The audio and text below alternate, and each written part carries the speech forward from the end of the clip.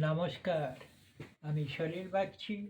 আপনারা দেখছেন আমার ভিডিও স্মিথ গাঙ্গুলি প্রোফাইলে। এখন আমি আপনাদের জন্য নিয়ে এসেছি আমার লেখা একখানি কবিতা। তাই পাঠ করছি, আপনারা শুনুন, দেখুন, আমাকে লাইক দিন, সাবস্ক্রাইব করুন, কমেন্ট করুন। কবিতার নাম অবচেতনা। আমি কি দোষ করেছি মনেরও ভুলে, তোমারই ঘরে ঢুকে পড়েছি। আমি হারাইয়ে ফেলেছি আপনারে, তাই তো এত বিপথে চলেছি।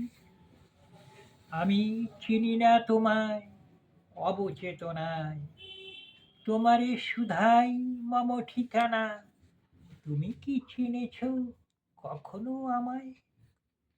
তবু মনে হয় চেনা কিছু জানা। মেঘের আড়ালে চাঁদ যদি চলে যায়, দোষ কি চাঁদের কভু হয়?